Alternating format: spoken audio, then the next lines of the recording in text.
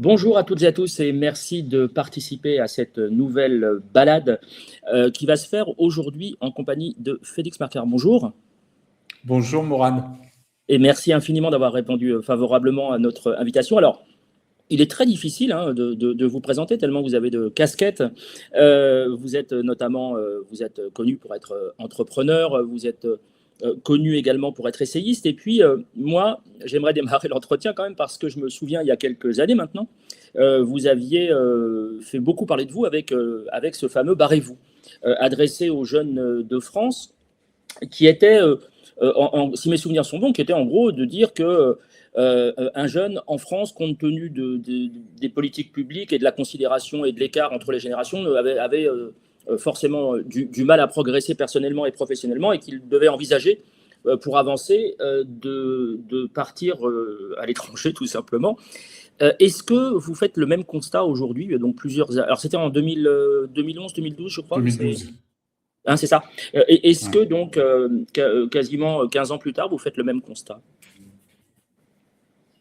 Merci tout d'abord de me recevoir. Mourad, je suis un grand fan, donc merci. C'est très gentil. Vous faites partie des gens qui ont participé à ma rééducation, d'abord à ma déséducation, ma désinstruction, et puis petit à petit ma rééducation, donc merci. Vous le disiez à l'instant, juste pour être clair, j'ai été entrepreneur, j'étais un très mauvais entrepreneur, donc pour la paix des ménages, le mien, ceux d'autres, je ne suis plus entrepreneur. D'accord. Et je suis pas vraiment essayiste, puisqu'aujourd'hui, je crois beaucoup plus à la fiction ou au récit comme manière d'éveiller les consciences, ou en tout cas de changer, de faire ma petite part pour essayer de changer les choses un petit pas dans la bonne direction. Concernant Barrez-vous, oui, le propos c'était de dire, bon, écoutez, on est en 2012, on est dans un pays ultra centralisé où la moyenne du chômage des jeunes est 3 fois supérieure à celle de la moyenne de la population française. Donc clairement, on est face à un État qui ne fait pas en sorte que les jeunes soient traités au moins aussi bien que leurs aînés. Ça s'appelle une gérontocratie. Et la France est la France est un pays ultra centralisé. Il faut comprendre à quel point l'État, c'est moi, c'est encore le cas. J'ai un type que j'aimais beaucoup avant de découvrir qu'il avait un passé très sombre. Je ne vais pas revenir trop là-dessus, mais il s'agit de Jean-François Revel, qui, malgré ses déboires et ses crimes apparents, disait de temps en temps des choses très intelligentes, notamment que la France n'a plus de monarque, mais qu'elle compte encore ô combien de sujets. Et je pense que quand on regarde les élites américaines ou les élites anglaises, pour prendre d'autres pays comparables, en tout cas des pays occidentaux, on voit que les élites américaines sont autrement plus vastes que si vous regardez le nombre de gens qui sortent de Harvard et Yale et que vous comparez ça à Oxford, Cambridge et que vous comparez ça aux écoles, les grandes écoles françaises, les ratios sont sans comparaison. Donc, on est dans un pays qui fonctionne de manière excessivement pyramidale, et je continue de penser que la France est un pays sclérosé. La France est un pays dont le peuple a été victime depuis très longtemps, comme la plupart des pays occidentaux, victime de gaslighting, c'est-à-dire d'élites qui pratique le déni pervers comme méthode de gouvernance, et qu'il est fondamental pour ceux qui peuvent de s'extraire de ce système pour en voir les limites, non pas parce que c'est forcément 1000 fois mieux ailleurs, mais parce qu'en fait, moi je trouve très utile de regarder comment, par exemple, les médias indépendants américains parlent de la Chine, de comment les médias indépendants brésiliens parlent des États-Unis. Enfin bref, on a toujours une sorte de lucidité sur l'ailleurs qu'on n'a pas forcément sur soi. Et donc, je pense que c'était une bonne idée d'inviter les jeunes à partir. Ceci dit, à l'époque, cela ne vous aura pas échappé, j'étais une sorte de libéral, sarkozyste, atlantiste, à plein d'égards assez insupportable. Et puis en plus, enfin, avec pas beaucoup de recul sur moi-même. Et donc, je trouve aujourd'hui que c'était extrêmement maladroit de ma part, du haut de mes privilèges, de dire aux jeunes Français, prenez une année sabbatique et allez à l'autre bout du monde, c'est facile. On peut tous le faire. Voilà, je pense qu'un des grands mythes, un des grands mensonges de la démocratie moderne occidentale, c'est la méritocratie et cette idée qu'on peut tous, d'autant plus grâce à la technologie, que quelque part, ça y est, on est tous à égalité. Ça n'est pas le cas. Il y a des forces structurelles et il y a des acquis qui font que c'est beaucoup plus facile pour moi, étant issu de plusieurs nationalités. Je suis américain par ma mère, autrichien par mon père, qui était également allemand, blablabla. Je vous épargne les détails, mais bref. Et j'ai grandi surtout dans le ventre de la bête. J'ai grandi dans le 6e arrondissement de Paris. Enfin bon, donc je trouve que cette partie-là, ce manque de lucidité sur soi, était ce qui rendait cette tribune, je dirais pas caduque, parce que le propos tient, mais fragile et un petit peu gonflé. Voilà. Je m'étais fait la réflexion à l'époque, je terminerai là-dessus, mais je m'étais fait la réflexion effectivement de me dire, faut-il encore en avoir les moyens? Voilà, il y avait ce côté idéaliste, libéral, mais idéaliste sur la réalité peut-être de la société française à ce moment-là, mais en tout cas, c'est tout à votre honneur de le reconnaître. C'est la moindre des choses. Tout le monde ne le fait pas, je suis bien placé pour le savoir. La situation internationale, est-ce que vous la suivez toujours? Parce que vous avez baigné dans les analyses géopolitiques. Est-ce que vous êtes toujours dans ce milieu-là? Ou est-ce que vous suivez, en tout cas, par intérêt personnel, toujours la situation géopolitique? Je crois que c'est un petit peu dans les gènes de la famille. Comme je le disais, je suis issu de pas mal de cultures différentes. J'ai mentionné les États-Unis et l'Autriche, mais en fait, il y a de l'allemand, il y a du polonais, il y a du hongrois et il y a beaucoup de grec en moi.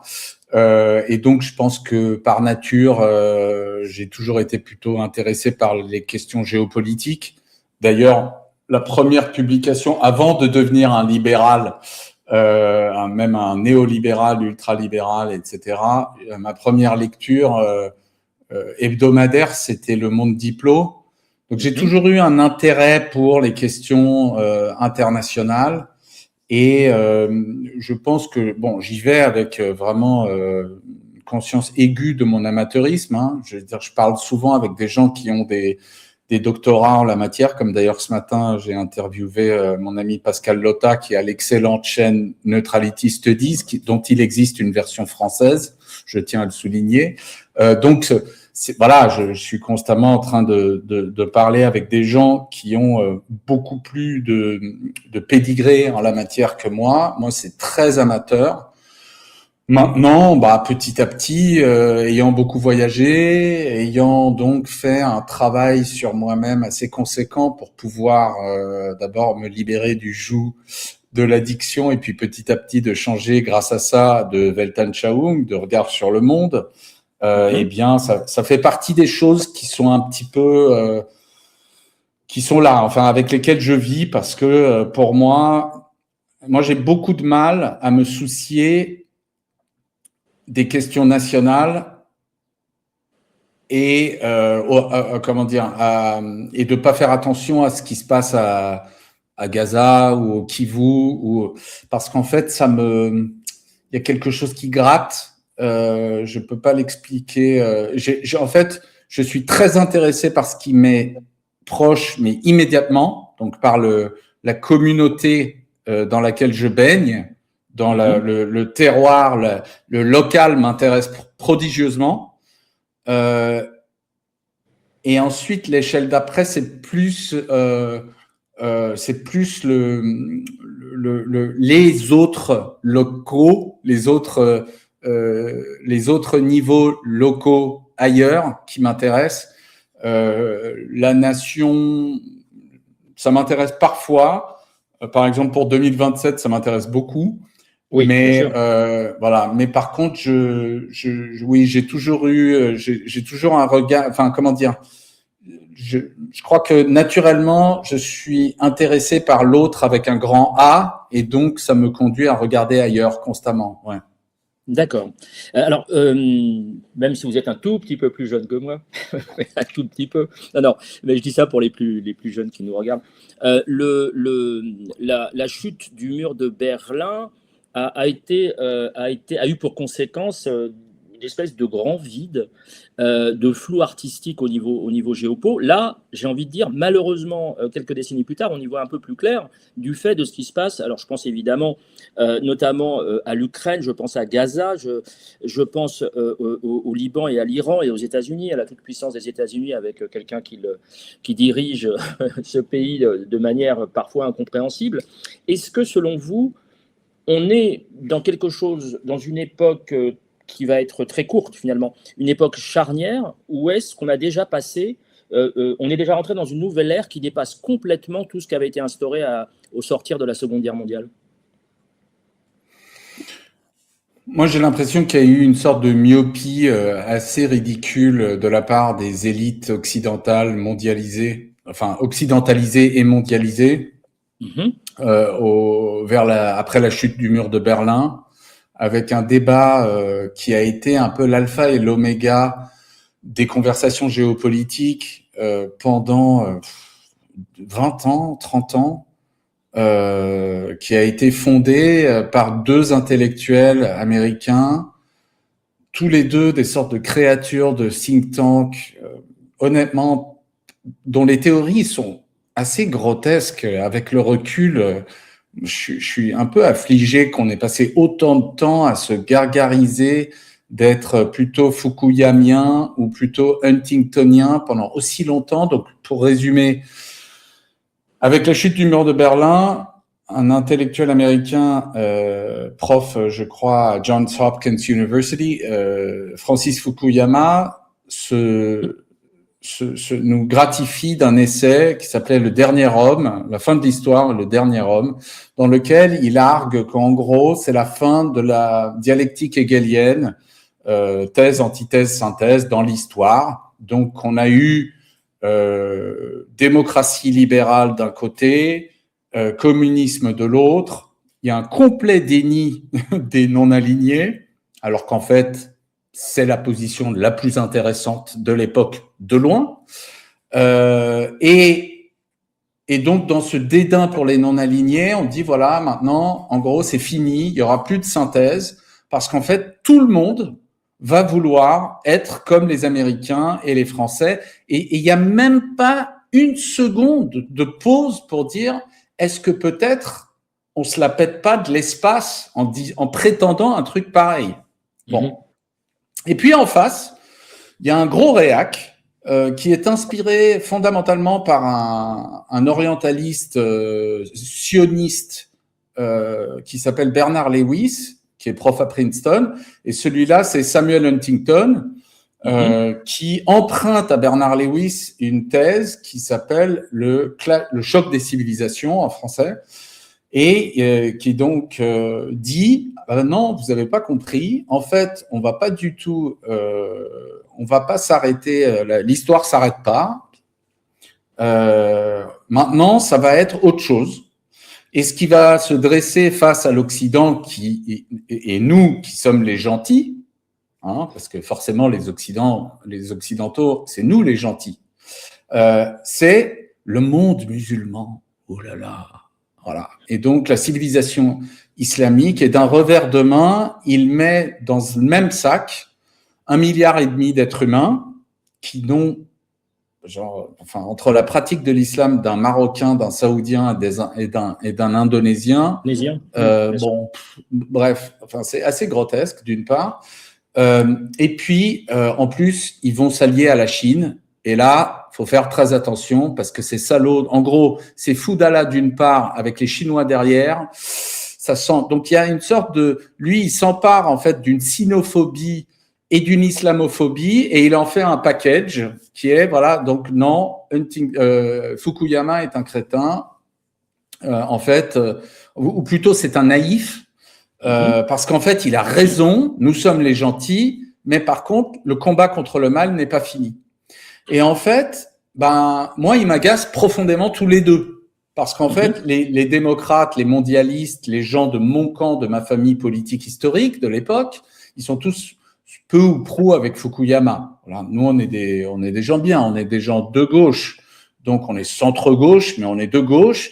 Et donc, globalement, c'est vrai qu'on est les gentils. Et puis, en fait, il n'y a pas de plan B pour l'humanité. On est tous d'accord. On veut tous des McDo partout. On veut tous des H&M partout. On veut tous, voilà, ce truc infâme avec tout dans toutes les villes, tout le monde qui fait la même chose, qui va dans les grandes marques mondiales. Et puis, en fait, on peut pas faire autre chose que boire du Coca et bouffer du McDo. Et le terroir, c'est bon pour les vieux. Et puis, en fait, bon, bref. Et puis, de l'autre côté, il y a Huntington qui, quelque part, il a un côté où il est moins con parce il n'assume pas que c'est fini. Il prétend pas que ça va plaire à tout le monde. Et à cet égard, il est plutôt moins con que Fukuyama. Mais par contre, en revanche, il nous gratifie d'une vision du monde qui est grotesque parce qu'en fait, il continue de dire qu'on est les gentils. Or, la magie, quelque part, je parlais l'autre jour avec la poétesse palestinienne Carole Sansour qui me disait « Gaza est un terrible cadeau ». Et mon pire cauchemar, c'est que nous ne soyons pas capables de nous en montrer dignes. Et ce qu'elle veut dire par là, c'est que, en fait, Gaza nous montre, une fois pour toutes, qu'en fait, il y a bien un combat entre les gentils et les méchants aujourd'hui dans le monde. Mais on est les méchants. En fait, il n'y a plus de débat. C'est-à-dire que quand les gens me disent « Ah, les Israéliens, c'est des salauds, nanani », moi je leur dis « Mais vous vous foutez de qui ? Vous croyez que c'est les Israéliens qui font ce génocide ? Vous croyez que la France, les États-Unis, le Royaume-Uni, Ursula von der Leyen, Kaja Kallas participent pas activement à l'armement des Israéliens, à leur couverture diplomatique ? On vient, par exemple, von der Leyen vient de célébrer l'accord qui est un accord de collaboration entre le gouvernement libanais et Israël. Non, donc c'est entre guillemets, je veux pas prétendre, je veux pas verser dans cette insulte suprême de prétendre que c'est un génocide. C'est le génocide des Palestiniens qui est en train d'avoir cours. Mais en revanche, les coupables, les gens qui activement participent à ce génocide, c'est pas juste les Israéliens. Les Israéliens, c'est le fer de lance de notre culture. Donc, pour moi, on est dans un moment qui est autrement plus salutaire, puisque en 91, on est encore à Disneyland. C'est-à-dire que le débat entre les deux zozos dont je vous ai parlé, il perdure pendant des années et c'est toutes les élites de la planète qui s'en gargarisent. Il n'y a pas une autre conversation sérieuse au point de vue géopolitique dans le mainstream. Il y en a plein dans les gens sérieux, Edouard Saïd, plein d'autres disent non, je veux dire, ça c'est du blabla. Mais chez les élites, voilà, les gens les classes dominantes de l'Occident et même d'ailleurs, puisqu'il y a une alliance tacite entre les classes dominantes occidentales et les classes dominantes partout ailleurs, qui envoient leurs enfants dans les mêmes écoles, qui vivent exactement comme nous. Donc, ces gens-là travaillent de concert. Mais donc, pendant des années, vraiment très longtemps, ils ne parlent que de ça. Et en fait, aujourd'hui, ce qui est terriblement magnifique, c'est que devant cette horreur absolue que nous voyons en temps réel se dérouler sur tous nos écrans depuis 3 ans, enfin pas tous nos écrans malheureusement, parce que comme vous le savez bien, les écrans des boomers restent vierges de ce qui se passe très largement. Mais on peut voir, pour ceux qui vivent voilà, les X qui n'ont pas été, les gènes X qui n'ont pas été brainwashés par la culture des dominants, et les plus jeunes, bah, ils voient tous les jours ce génocide. Ils voient que le sionisme, ça n'est pas, comment dire, que l'horreur absolue que nous voyons chaque jour, ça n'est pas Netanyahou, Ben Gvir et Smotrich, c'est le sionisme. Et ça, c'est très important de le rappeler aujourd'hui, parce qu'aujourd'hui, il y a une tentative de faire comme si, en gros, je veux dire, maintenant que c'est mort, Israël a compris, ils ont perdu la conversation sur le génocide. Il n'y a plus de conversation. À l'échelle du monde, je veux dire, les gens qui continuent de parler de est-ce que c'est un génocide ou pas, bon, ça arrive à la télé française, ça arrive dans 2-3 chapelles, je ne sais pas où, mais globalement, c'est un non-débat pour l'humanité. Il faut juste comprendre. Ça, c'est pas digne de 3 secondes de conversation. Et ça, Israël l'a très bien compris. Du coup, ils ont changé leur fusil d'épaule. Leur nouvelle comme ils veulent essayer de survivre, parce qu'ils voient bien que non loin se profile le tribunal de Gaza, tout comme il y a eu le tribunal de Nuremberg, et il y a eu, après le génocide rwandais, le tribunal d'Arusha. Le tribunal de Gaza arrive. Et donc, les Israéliens… Vous y croyez vraiment? Ouais. Oui, j'y crois. Parce que c'est quand même pas encore gagné. Ouais. Vu la… Non, pas du tout. Pas du tout. Mais je pense que le début de la fin d'Israël est derrière nous. Ça, j'en suis sûr. Le début de la fin d'Israël est déjà derrière nous. Et d'ailleurs, enfin, je veux dire, si vous écoutez des gens comme Ilan Pappé, l'immense historien israélien, il dit ça depuis plusieurs années. Hein. Il a commencé à dire ça, je crois, même avant le 7 octobre. Mais bref, on est en phase d'accélération. C'est aussi la fin de l'ère occidentale. Et c'est pour ça, je vais arrêter de parler. Mais c'est aussi pour ça que je pense qu'on est dans un moment qui est en effet charnière, pour répondre à votre question, parce qu'en fait, on est à la fin de 500 ans de gaslighting de la part d'une civilisation qui n'a jamais, qui refuse encore de voir qu'elle est fondamentalement, structurellement génocidaire. Dire les gens, c'est pas par hasard que les États-Unis regardent Israël avec une sorte de tendresse, et c'est parce qu'ils ont fait exactement ce que fait Israël. Ils l'ont mené à bout, eux. Les Palestiniens d'Amérique du Nord, ils vivent sur des réserves, et aujourd'hui même, ils n'arrivent pas à avoir de l'eau courante dans leurs réserves.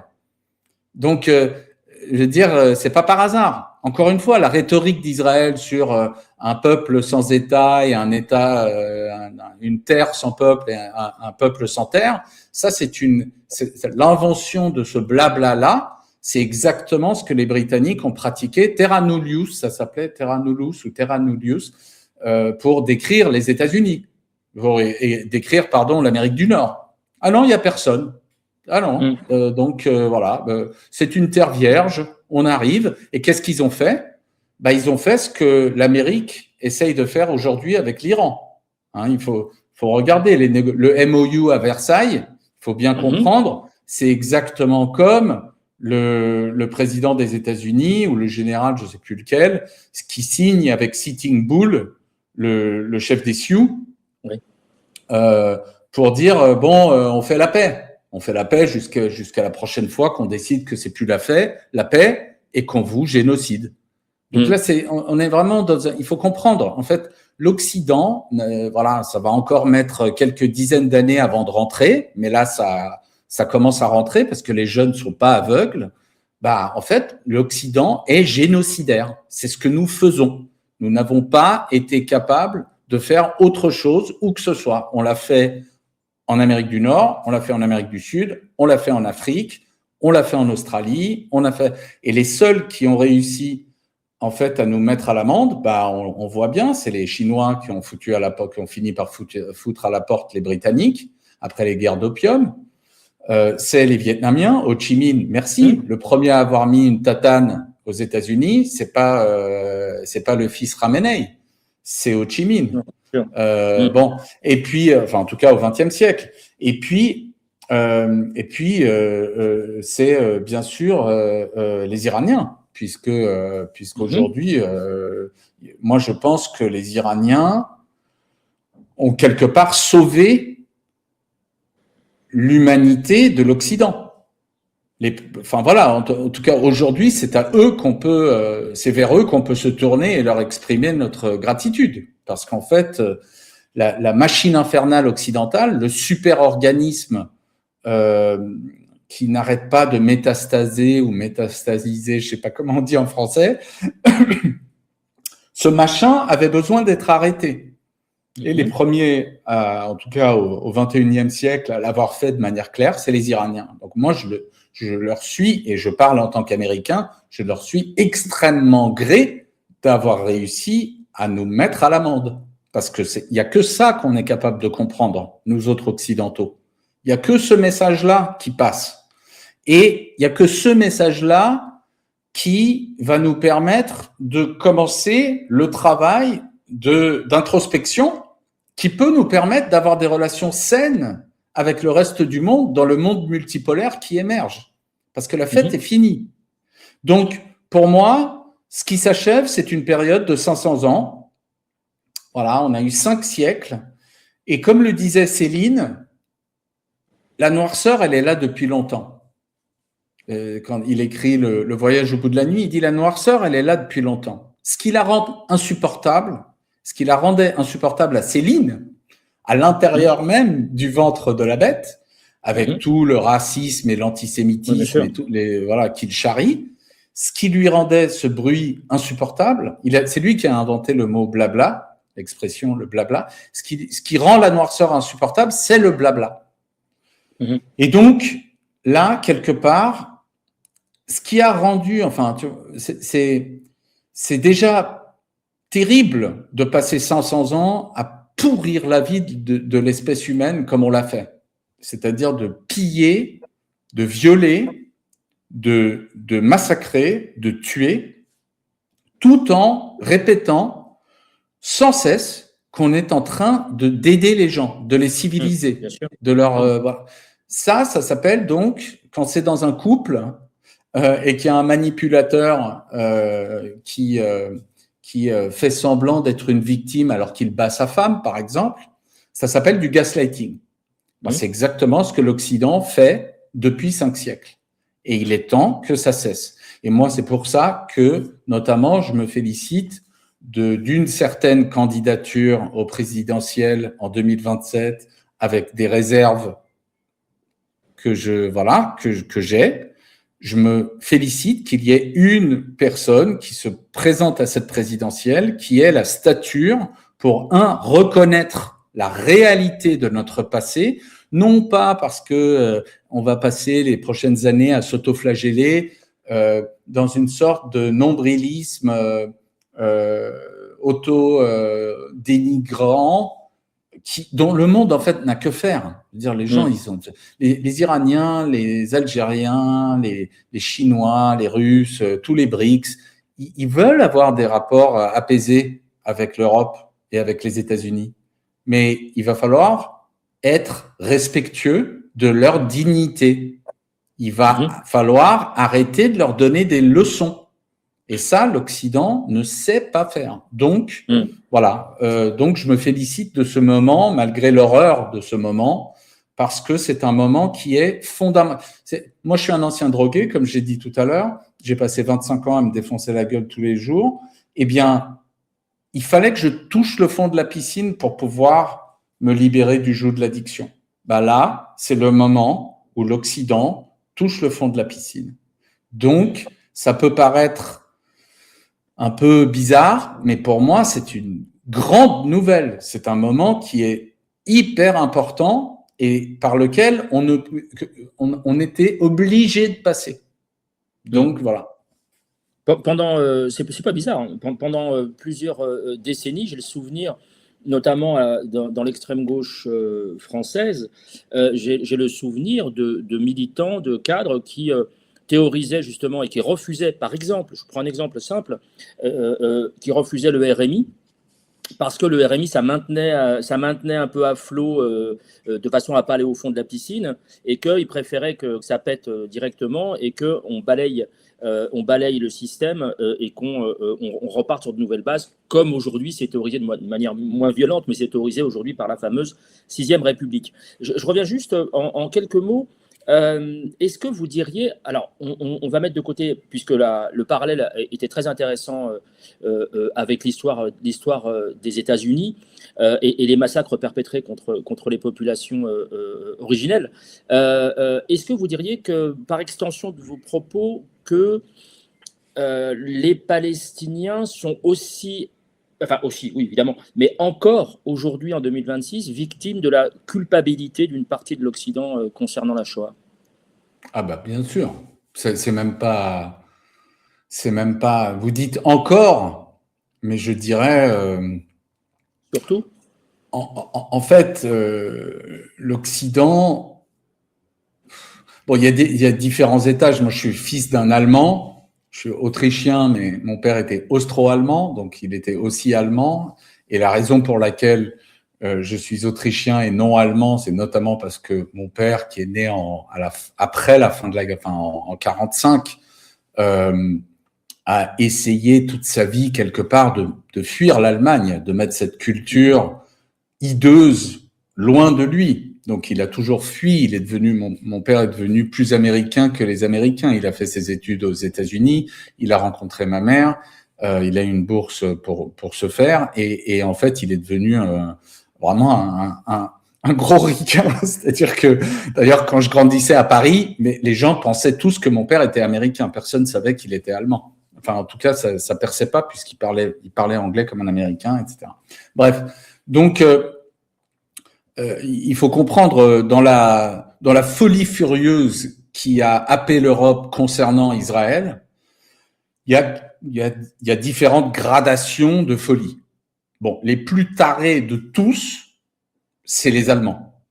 Il y a aucun peuple au monde dont la manière de répondre au génocide en cours à Gaza est plus schizophrène que l'Allemagne. C'est un niveau de déconnexion du réel, parce qu'aujourd'hui en Allemagne, il y a des juifs qui sont descendants de victimes de l'Holocauste ou de survivants de l'Holocauste qui se font arrêter dans la rue par la police allemande pour avoir dit de la from the river to the sea, Palestine will be free.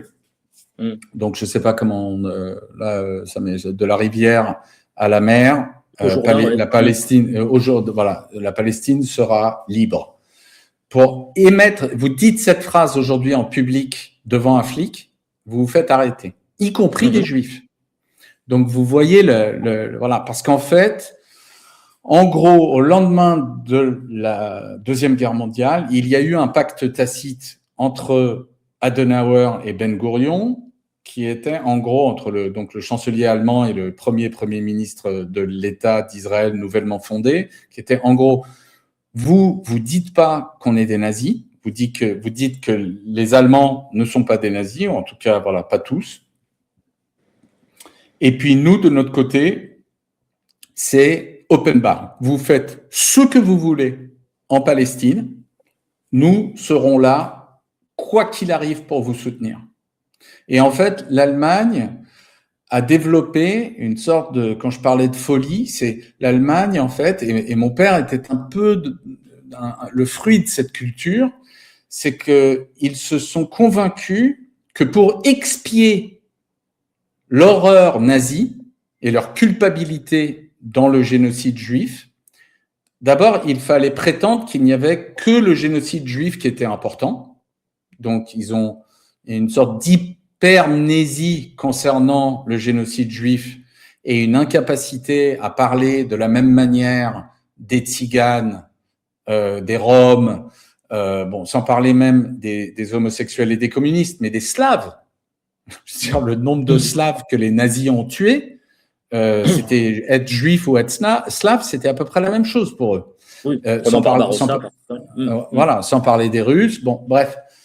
Donc, Donc les Allemands se sont convaincus que c'était, d'ailleurs le monument de l'Holocauste à Berlin, il s'adresse exclusivement aux Juifs. Il exclut les autres. Bon. Et puis, ils se sont convaincus que, en gros, l'allégeance inconditionnelle à l'État d'Israël était devenue raison d'État. Et que donc, pour expier en fait, la condition de bien expier leur passé nazi, c'était de soutenir Israël. Ce qui fait que, comme l'a dit un stand-upper américain, l'Allemagne est devenue le pays où deux holocaustes réparent le premier, ou le deuxième holocauste répare le premier. Ouais, répare le premier. C'est quand même grotesque. Et alors le pire, c'est qu'en plus, ils en ont tiré une sorte de convaincus d'avoir fait le travail requis pour expier leurs fautes, ce qu'ils n'ont pas fait, travail qu'ils n'ont pas fait. Parce qu'en fait, il y a eu que du blabla. C'était que c'est de la performance qui a eu lieu après 45. C'est c'est terrible ce qu'on a fait, mais en fait, entre les oreilles, il n'y avait pas grand-chose qui se passait. Donc c'était de l'ordre du théâtre. Eh bien, après 50 ans de théâtre, les Allemands sont devenus convaincus qu'ils étaient les seuls à avoir fait le boulot. Donc par exemple, moi en tant qu'Autrichien, on m'a appris toute ma vie, en Autriche, vous avez pas fait le taf. Nous, les Allemands, on a fait le taf. Vous, c'est un peu louche, les Autrichiens. Vous êtes un peu comme les Japonais. Vous essayez de vous en tirer sans vraiment faire le taf. Et en réalité, ce qui s'est passé, d'ailleurs, quand Merkel accueille coup de tonnerre, Merkel dit « Nous sommes le pays le moins raciste du monde. Nous sommes le pays le plus accueillant au monde parce que nous avons expié les crimes nazis correctement, contrairement à tous les autres. » Donc, nous sommes plus blancs que blancs. Faut quand même voir le truc. On passe de l'Ubermensch arien à l'Ubermensch moral. Quand même assez fort de café. Mais bref, qu'est-ce qu'elle dit, Angela Merkel, comme plusieurs autres chanceliers allemands, le soutien inconditionnel à Israël est raison d'État, Staatsräson. Et donc, en 2015, elle accueille 1,5 million, je crois, de réfugiés syriens, afghans, irakiens, et toute l'Allemagne est là, genre ouais, c'est génial, parce qu'en fait, c'est encore une fois, c'est de la performance. C'est pas pour les immigrés, c'est pas pour les réfugiés qu'ils font ça. C'est pour être fiers d'eux-mêmes, pour dire nous sommes des Übermensch moraux. Et qu'est-ce qui se passe? Pardon. Je veux juste finir là-dessus avant de passer au cas français, puisque le cas français est aussi extrêmement intéressant. Il faudra qu'on parle de l'Algérie. Mais ce qui se passe à ce moment-là, c'est que tous ces réfugiés arrivent, mais eux, le soutien inconditionnel à Israël, ils font « Pardon, Jbik, vous rigolez ou quoi ?» C'est juste hors de question. Nous, on est content d'être accueillis chez vous, mais on va pas commencer à avoir comme religion la vôtre, c'est-à-dire la religion de l'Holocauste juif. C'est no way. Nous, soutien inconditionnel à Israël, ça va pas être possible. Et du coup, quelques années après, tous ces réfugiés ne sont plus welcome. On leur dit ah non mais attendez, si vous signez pas sur le pacte national allemand qui comprend ce soutien inconditionnel à Israël, vous n'êtes plus digne d'être allemand. D'où la montée du parti de l'AfD. C'est comme ça que ça s'explique. C'est ça qui s'est passé. Ouais. Bref, donc pardon, mais je veux juste faire une tangente, enfin finir mon propos sur la France. La France n'est pas, c'est pas l'Allemagne nazie. Vichy, c'est pas l'Allemagne nazie. En revanche, Vichy est à fond avec l'État allemand pendant la Deuxième Guerre mondiale. Les Français l'oublient, ne veulent pas en parler, mais les pelotons d'exécution en France pendant toute la Deuxième Guerre mondiale, c'est pas des Allemands qui tirent, c'est des gendarmes français. Je veux dire, tout ça, on l'a évacué. Donc, on fait comme si, quelque part, on était tous gaullistes, etc. En tout cas, je veux dire, moi, j'ai trouvé ça assez curieux en allant à la fac aux États-Unis de constater que le spécialiste mondial de Vichy, c'était un Américain. Pardon, mais comment? Qu'est-ce que ça veut dire? Parce que, en fait, nous, on veut pas regarder trop près de Vichy, parce que ça va nous dire quelque chose sur nous-mêmes, nous, les Français, qu'on n'a pas envie de voir. Et puis, l'autre truc qui dicte le rapport affligeant de la France à Israël, qui pose la question même de la possibilité de la loi Yadan, par exemple, c'est en fait le fait, comme l'a d'ailleurs très bien compris Sharon lorsqu'il vient en France en 2006, il le dit dans un entretien à l'Obs, il dit, en fait, l'Algérie française, c'est nous, c'est Israël, sauf que nous, on partira pas. Donc en fait, il faut bien comprendre un truc, c'est les Algériens, l'Algérie française, c'est un Israël qui a raté. Donc forcément, nous, encore une fois, on n'est pas très à l'aise avec tout ça et en fait, on n'arrive pas à avoir une conversation apaisée sur Israël parce qu'on vit encore en plein dans le souvenir de Vichy et de l'Algérie française qu'on ne veut pas évoquer. Nous avons tenté de faire en Algérie une Afrique du Sud et on a raté. On s'est pris l'Algérie, la levée de bouclier du peuple algérien dans la figure. Et ça dicte non pas juste nos relations très compliquées avec l'Algérie, mais aussi nos relations avec Israël. Le parallèle est très intéressant. Tout à l'heure, vous avez parlé d'un candidat à la présidentielle qui vous contentait sur ses positions et que vous espériez qu'elles soient notamment mises en avant pendant la campagne, évidemment, mais qu'elles arrivent à terme. Je précise alors pour nos amis qu'on a en face théoriquement un parti d'extrême droite fondé par des Waffen-SS notamment, et l'un de ses porte-parole, pas le plus brillant du vaisselier, mais enfin bon, qui s'appelle Julien Audoul, et qui, de manière assez récurrente, réclame, et ça vient imager ce que vous venez de dire, qui vient expliquer, quasiment réclamer à l'Algérie le remboursement des hôpitaux, des routes et des chemins de fer qui ont été laissés sur place, en oubliant légèrement qui les a construits et à quel prix. Je pense notamment au fameux bouquin d'Albert Londres qui raconte la construction de cette voie de chemin de fer qui a fait des centaines et des centaines de milliers de morts. Je précise pour nos amis qui sont à l'étranger que la loi Yadan, qui a été rebaptisée Berger, du nom de la ministre, c'est une loi qui veut assimiler la critique de l'État d'Israël, la critique du Likoud, la critique du sionisme à de l'antisémitisme et donc potentiellement rendre coupable, un peu comme ce qui a été dit tout à l'heure en Allemagne, rendre coupable les personnes porteuses de cette critique, y compris des personnes, je pense à l'un de mes amis que j'avais invité ici en interview à votre place, qui s'appelle Albert Lévy, qui est ancien magistrat avocat et qui est maintenant élu sous la bannière LFI à Lyon et qui pourrait tomber potentiellement, et ainsi que mes amis de Tzedek, le mouvement anti-colonial et antisioniste, composé de Français de culture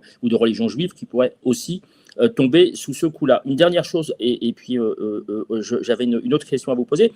Je précise juste un tout petit bémol. On rappelle quand même régulièrement au moment de la rafle du Veldiv, notamment les derniers rescapés, enfin les enfants, rappellent que du début à la fin, enfin à la presque fin, puisqu'ils sont quand même finis à Auschwitz, mais du début de la rafle, du parquage dans le Veldiv des bus de la RATP, enfin ex-RATP, ils n'ont pas vu un seul, effectivement, soldat allemand, pas un seul Waffen-SS, ils n'ont vu que des policiers français et que des compatriotes qui étaient là pour les parquer, les envoyer vers les camps de la mort. Tout à l'heure, vous avez employé vous avez parlé tout à l'heure des non-alignés, ça ne m'a pas échappé, et des BRICS. Alors, est-ce que vous faites, donc je parle du fameux regroupement monétaire, notamment, enfin économique à la base du Brésil, enfin de toute une série de pays, est-ce que vous faites le parallèle entre ou alors est-ce que vous pensez que la politique et le regroupement des non-alignés dans les années 60 a inspiré cette création des BRICS ? Alors d'abord, il faut se rappeler que les BRICS, c'est un acronyme qui a été inventé par un banquier de Goldman Sachs. Donc, ça met les choses quand même en perspective. Donc, je pense que voilà, on vit dans une époque où le branding compte pour beaucoup. Quand on arrive à sortir une expression qui claque, ça peut potentiellement rester. Il se trouve qu'aujourd'hui, donc les BRICS à la base, c'est donc le Brésil, la Russie, l'Inde, la Chine, et puis assez rapidement, ça inclut également l'Afrique du Sud, d'où le S, South Africa. Mais depuis, c'est une cohorte qui inclut également l'Arabie Saoudite, l'Iran. Je sais plus que je veux pas dire de conneries, donc je vous épargne mes errements. Mais globalement, ça inclut de nombre d'autres pays. Et je pense que ça s'éparpille un peu,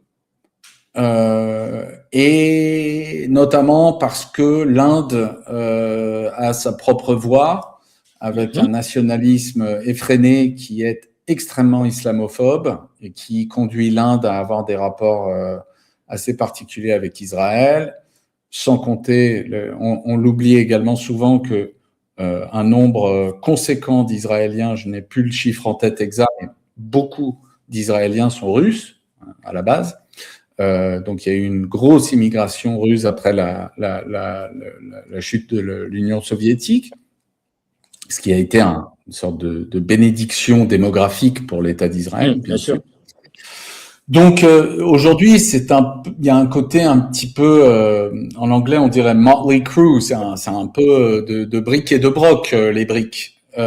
Maintenant, en fait, moi, mon sentiment, c'est que en fait, n'importe quoi pour dire merde à l'Occident.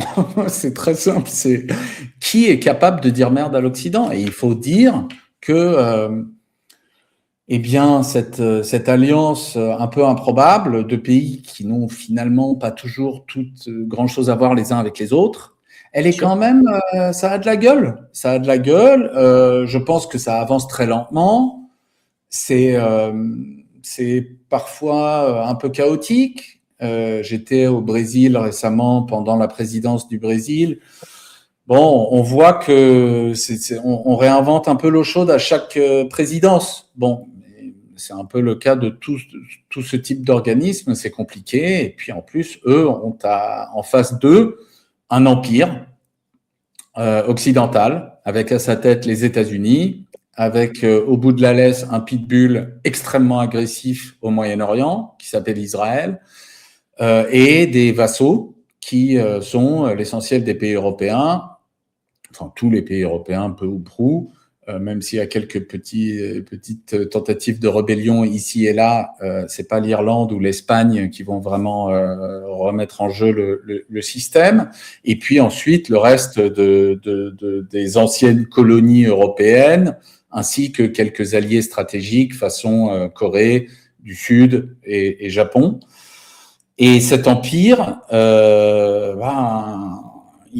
voilà, ça blague pas beaucoup. Donc, en fait, c'est compliqué les BRICS. C'est pas une machine à, comment dire, ça va pas en soi nous sauver de l'empire. Mais aujourd'hui, notamment du fait de la déculottée que viennent de se prendre les États-Unis. Bon, c'est une déculottée qui est en cours, donc je devrais même pas en parler au passé, mais bon, on voit bien que ça n'est pas juste Trump qui est pas assez féru d'histoire pour comprendre que signer ce qu'il a signé à Versailles, c'est quand même énorme. Que on vient d'avoir 2 jours plus tard, il se met à menacer l'Iran à nouveau de les renvoyer à l'âge de pierre, tout en s'attaquant également à Oman, qui est un allié stratégique des États-Unis depuis hyper longtemps. Donc, sous prétexte que Oman, comme l'Iran, ont décidé que Hormuz, la fête hormuzienne, c'est fini. En fait, c'est fini. Les États-Unis semblent avoir oublié qu'ils sont tellement jaloux de ce type de contrôle qu'ils fondent des pays pour pouvoir contrôler les détroits et les canals, donc notamment Panama. faut pas oublier que le Panama faisait partie de la Colombie jusqu'à ce que les États-Unis décident que finalement on va créer un pays pour pouvoir le tenir nous-mêmes. Bref, on est à un moment charnière. La fête est finie pour l'Occident. Et moi, je suis pas naïf sur la capacité des BRICS à vraiment émerger en tant que force, forcément de la manière dont on les voit aujourd'hui. Mais je pense, et je suis pas non plus naïf sur l'hégémonie chinoise à venir, parce que c'est là que nous allons. Je pense que les Chinois moi, je suis en gros dans un état d'esprit qui est je welcome n'importe quel hégémon à la place des États-Unis. Voilà, c'est très simple. Donc, y compris les Chinois. Maintenant, je vois que les Chinois ils ont certains des traits qu'ont les Occidentaux. Ils sont un peu accros à l'accélération. Ils peuvent parfois être techno-utopiens à leur manière, même si je trouve que leur rapport à l'intelligence artificielle est beaucoup plus sain que celui des Américains, qui ont une manière. Enfin, d'abord, ce terme intelligence artificielle est une insulte à l'intelligence humaine. L'idée qu'il peut y avoir intelligence sans conscience est une plaisanterie, et on voit le résultat de ça. Les Chinois, quant à eux, ont un rapport beaucoup plus sain, c'est-à-dire qu'ils voient les LLM comme un outil extraordinaire, et d'ailleurs les autres formes d'intelligence, enfin de ce qu'on appelle machine learning en anglais, ils voient ça avec, ils sont pas en train de dire ouais c'est de la merde, ils disent c'est remarquable, ça peut nous aider de manière extraordinaire, mais c'est un outil. C'est pas Dieu, ça va pas prendre notre place. Voilà, enfin, il nous épargne toutes les conneries de Palantir, Peter Thiel, Elon Musk et tous ces grotesques enfants adultes qui trônent au sommet de la pyramide américaine et donc de la pyramide humaine.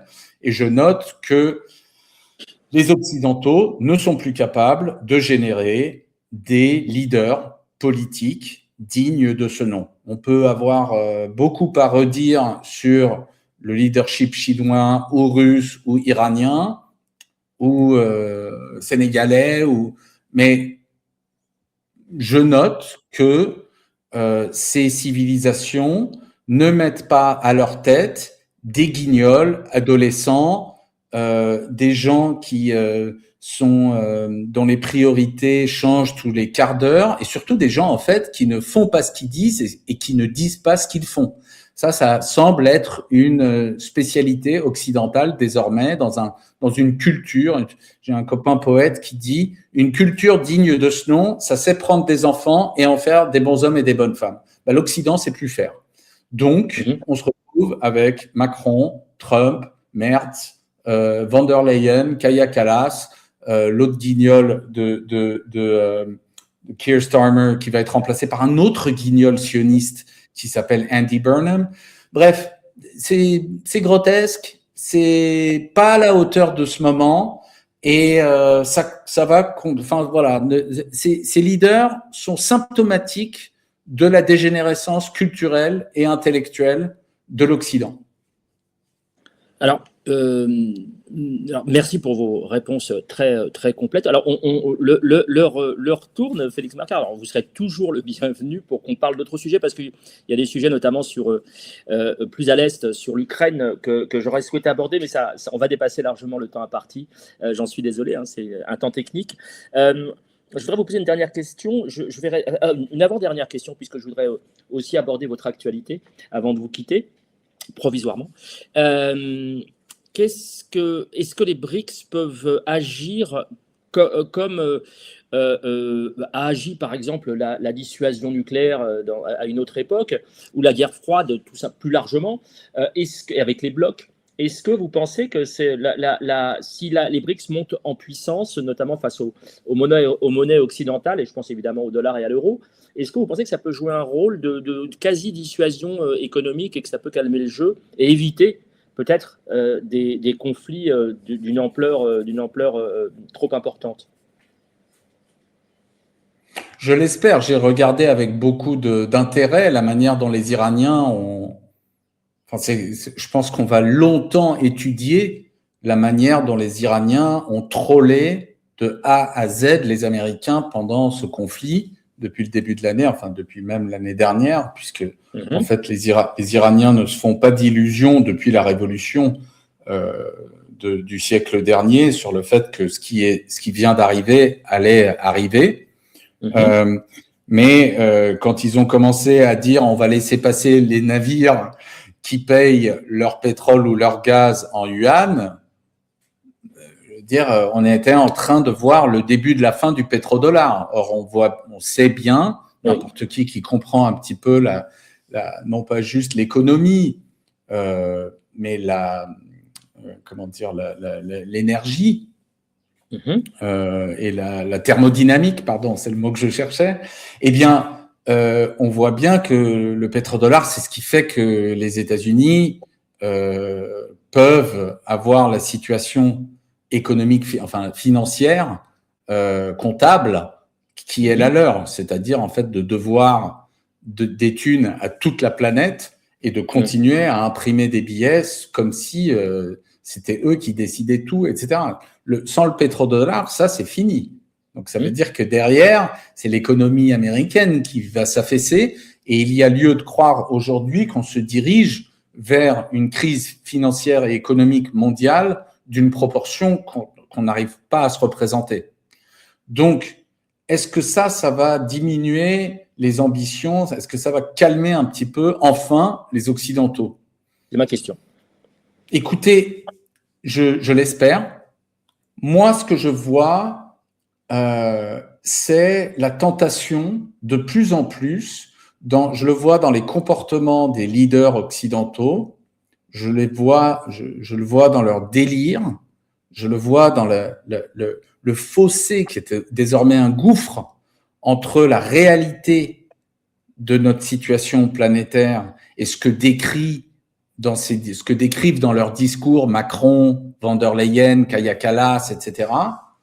Ce que je vois, c'est qu'il y a ce gouffre fait que tous ces leaders occidentaux qui continuent de croire à leur propre bullshit, à leur propre sornette, eh bien, ils créent les conditions pour la tentation d'une sorte de doctrine Samson occidentale. C'est-à-dire que l'Occident, en fait, il y a beaucoup de gens, et on le voit dans les discours de Éric Zemmour en France, mais on le voit, vous parliez de Odoul. Moi, j'ai la chance d'être parti de France avant que Julien Odoul n'existe en tant que créature au sein de la politique française. Et donc, je me suis épargné ce type de discours jusqu'à présent. Bon, apparemment, je vais devoir me les coltiner, mais il y a des gens comme ça, un peu partout en Occident, qui en fait redoublent. C'est-à-dire, au lieu de regarder les 500 dernières années et de dire ah ouais, il y a une couille. Je veux dire, en fait, on a déconné et c'est grave et il faut qu'on change. Ils disent on n'a pas déconné, n'importe qui aurait fait ça à notre place et puis faut qu'on remette le couvert. Et en fait, donc la doctrine Samson, c'est le terme employé pour la doctrine de nucléaire israélienne, qui en fait, Israël a des sous-marins avec des ogives pointées vers Téhéran, vers le Caire, vers Islamabad depuis des années. Donc, même si pendant très longtemps, d'ailleurs, ils continuent de nier qu'ils ont un programme nucléaire, mais enfin, c'est devenu un secret de polichinelle, grâce à des héros dont les noms m'échappent. Mais Seymour Hersh, qui est sans doute le plus grand journaliste qu'ait généré l'Amérique depuis la Deuxième Guerre mondiale, qui était derrière Abu Ghraib, qui était derrière le scandale le scandale au Vietnam, etc., enfin, qui a montré que systématiquement les États-Unis tuaient les civils, les enfants, les femmes, etc., que c'était pas un truc, un accident ici ou là, c'était une stratégie tout comme d'ailleurs, enfin, qui n'a rien à envier à la stratégie des Israéliens aujourd'hui au sud Liban ou à Gaza et en Cisjordanie. Bref, ce qu'il montre, c'est que la doctrine en question, c'était pas juste qu'il n'y avait pas juste des ogives pointées vers les villes que j'ai mentionnées, donc l'ennemi vraiment direct, il y avait même des ogives pointées sur Moscou. Alors pourquoi Moscou ? Parce qu'en fait, la doctrine israélienne nucléaire, c'est si nous, on crame, si nous, on cesse d'exister, toute l'humanité cesse d'exister. On fait péter un missile à Moscou, à Paris, à Londres, et derrière, Moscou shoot les États-Unis shoot, enfin bref, voilà, le nuage atomique, et on étouffe tous. C'est-à-dire ceux qui ne meurent pas de l'explosion nucléaire elle-même meurent d'asphyxion. D'asphyxie, merci. Et donc, moi, j'ai l'impression que ce qu'on voit chez les leaders européens qui n'arrivent pas à faire face à la réalité du monde et au décalage entre ce qu'ils ont raconté depuis la Deuxième Guerre mondiale, c'est-à-dire qu'ils étaient les créatures les plus morales et les plus sages de la planète, alors qu'en fait, c'est des nains de jardin. Comme ils n'arrivent pas à faire face à ça, il y a une vraie tentation de dire, pour l'Occident, si on n'est plus les cadors, en fait, on va cramer la planète. Et ça, c'est vraiment ce qui m'inquiète. Donc, j'espère que ce que vous pointiez du doigt va calmer un peu le jeu. Et en même temps, je vois vraiment, il y a une tentation chez les Occidentaux de dire après moi le déluge. Voilà, en fait, on s'en fout. On va juste tout raser. Et on sait qu'ils en sont tout à fait capables, malheureusement. Merci infiniment, Félix Marquard. Je voulais finir par votre actualité, puisque tout à l'heure, vous m'aviez corrigé en disant en présentation que vous n'étiez plus vraiment essayiste. Et donc, je voulais savoir quelle est votre actualité immédiate et prochaine pour que les gens puissent vous suivre. Merci encore, Mourad, pour cette conversation et merci de votre accueil.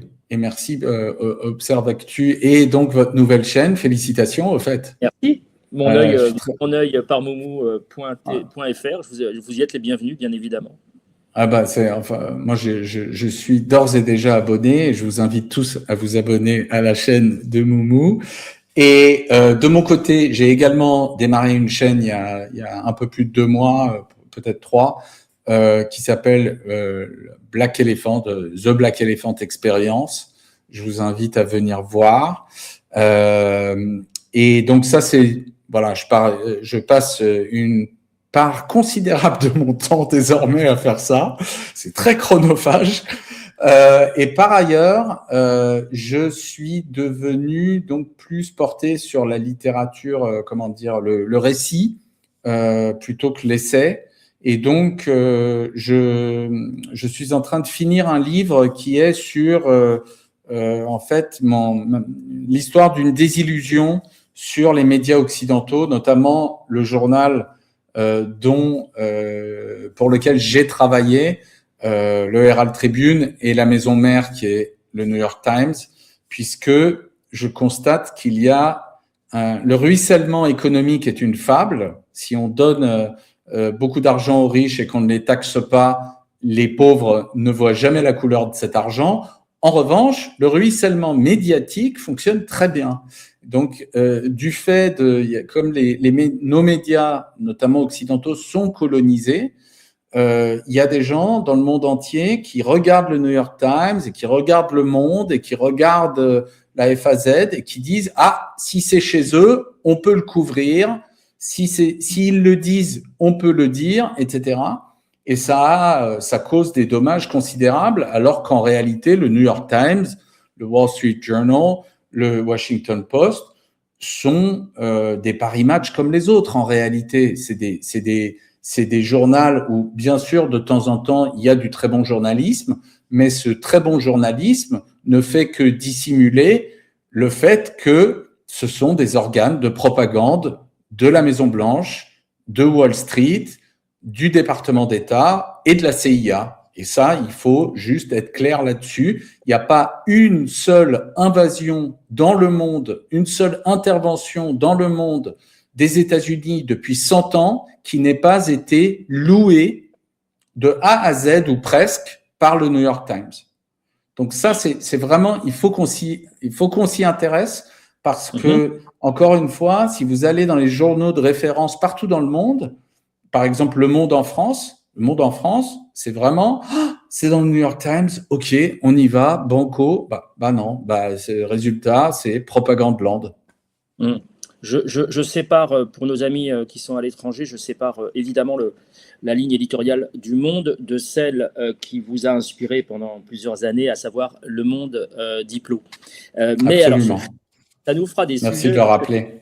J'avais noté, mais vraiment, c'est pas une formule. On va se retrouver très rapidement, Félix, parce qu'il y a des sujets comme l'Ukraine, comme la décroissance, savoir où vous en êtes au niveau de cette question de décroissance. On parle d'économie, mais si on parle d'économie et de géopolitique sans parler de décroissance, ça me semble un petit peu complexe. Et puis cette question de la presse, puisque visiblement elle vous passionne. Donc je vous recevrai de nouveau avec grand plaisir.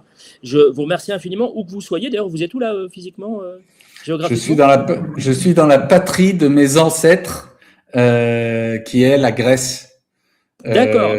Voilà. Et j'ai appris il y a quelques années d'un ami gazaoui que dans les écoles de l'UNRWA, un peu partout en Asie occidentale, en Palestine et autour, on apprend aux enfants palestiniens qu'ils viennent à la base de Crète. Donc, je suis très fier d'être d'origine crétoise et de partager ça avec mes amis palestiniens.